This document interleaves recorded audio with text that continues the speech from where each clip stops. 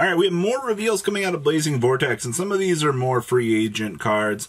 We'll see the impact on these cards generally in future impact here. So, the first one we got is Midoriya, the Skywing of the Whirlwind. Now, I do want to say something else here. We'll know more of these cards, literally, what is it, Thursday night into Friday, as the remainder of the set is spoiled. So, Midoriya here is, in fact, an ultra rare. Coming in at 2026, and they do emphasize the free agent here, and it is a wind dragon, so depending on how this goes, it could be good or bad. So you can only use each effect among the first second effects of this card's name cannot be negated. Also, their activations cannot be negated. Well, that's interesting. So, if your opponent special summons a monster with 2,000 or more attack from the extra deck, you can special summon this card from your hand, and that can't be negated. If this card is special summoned from the hand, you can target one face-up monster your opponent controls that was special summoned from the extra deck. That target cannot activate its effects while this card is face-up in a monster zone. So you summon this from your hand, and then you go ahead and you go, alright, so I'm going to force you to not be able to resolve an effect. I do consider this card to be very powerful. Also, the fact that it can't be negated literally makes it a much stronger monster. Initially, when I was seeing this earlier, I didn't think it was that good, but having sat here and processed this a little bit more, this card seems like a really big powerhouse for the metagame. So, What do you guys think about this one, though? I specifically want to ask on this one, though, because this card feels really powerful, quite honestly. All right. I guess we'll take our bangers. Next up, we got anyone a specialist of obscure spear names. So this is Gorm Faber. And we do have another Dragunity monster coming out here. So it is one Dragunity tuner plus one non-tuner to make it, so relatively easy access within the archetype. You can only use this card's first and second effects once per turn each. So, on Synchro summon, we can target a Dragunity tuner monster in our graveyard and equip it to this card. So, this is basically Variana 2.0. You special summon the Phalanx, you use this to step on up into another card. Quick effect, you can send one equipped card you control that is equipped to this card to the graveyard, target up to 2 cards your opponent control, or cards in your opponent's graveyard and banish them. So, we do get the ability to basically Variana equip, climb up Synchro ladders, or we get the ability to basically turn that equip on into a banish 2 from the opponent's graveyard. As another resource that's available to Dragunity, this is fine. Will Dragunity explore this as a crazy go-to option? Probably not, considering how the entire deck has been structured up until this date. This feels, maybe back when Dragunity was good, this would have been amazing, but I don't feel that this is all that good right now. Now, this next one, I've heard a lot of things with.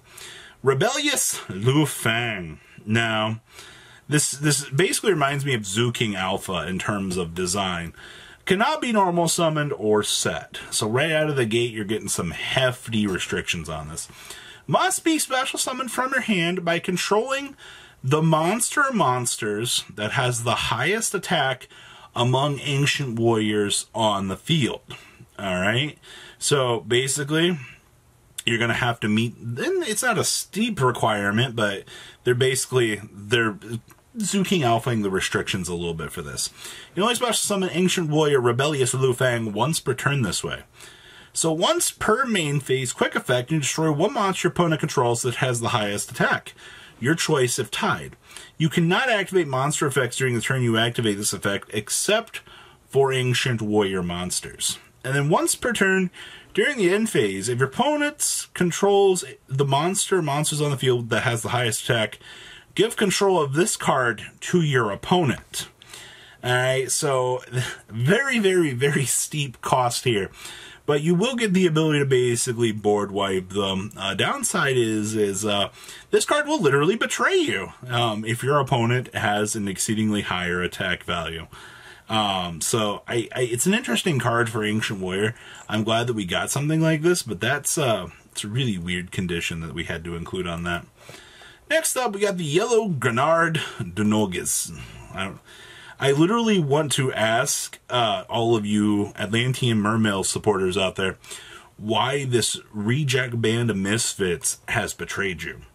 So this is a water sea serpent. All right. So the first thing I was like, oh my god, water support for this thing from it. All right. So you can only use the first, second, and third effect of this card's name once per turn each. 1500, 700, by the way. If this card is special summoned, you can banish cards from the top of your opponent's deck equal to the number of water monsters you control. So banish 6, 7 on a U-Link. Never going to happen, but I guess. You can target one level 4 or lower water monster you control. Increase its level by its original level. I always wanted a, 7 stars on a Megalo. So what was it supposed at? 14? I guess we could do that. You can banish this card from your graveyard to make one water monster control gain 100 attack for each monster that's currently banished until the end of this turn. I feel like this was supposed to be Mermail Atlantean support. Supposed to be. But I feel like we just kind of missed the mark among this. So it is kind of cool for what they were trying to do in terms of design for this. But all 3 effects aren't that crazy good. So that caught my interest, though. This one creeped out underneath the radar, and I did not get the chance to cover this. This is also coming out in Blazing Vortex. This is the Dual Avatar Empowered Migao. So it is a dual avatar feat, Kokoku, plus 2 dual avatar monsters. So this is going to be another one of those big ones that you're going to step into. You'll do dual avatar invitation, summon, and then summon again to make this. So each dual avatar fusion monster you control cannot be destroyed by battle once per turn, so you're going to have that super easy condition. Once per turn, it returns all spell and trap cards your opponent controls to the hand, so that's free. Seems good. Then when a monster your opponent controls activates an effect, and you control 2 or more fusion monsters, quick effect, you can destroy that monster. It doesn't even include the beautiful negate clause. Sad day. Sad day indeed for this. So those are all the new cards. Now, last thing I want to talk about here was the round 2 results for Phase 2 of the Create a Card. Now, I heard so many people that were like, oh, we're going to vote Trap. We're going to ruin your experience, Inzectors. Well, the community went, nah, we're not going to let you do that. The community had 2,152 people go, no, we're going to give Inzectors a trap card. The rest of the community, 12,049 people, stepped up to the plate to give Inzectors a spell card. All right, we will be heading on into, I believe there's another phase to this. Don't quote me on this. Hopefully the next phase we will get to design what the actual card does. I heard Blade talking about he thinks they need to give them an Inzector Barrage. I think we need a field spell that gives us the ability to search on activation. Maybe even a once per turn search would be crazy.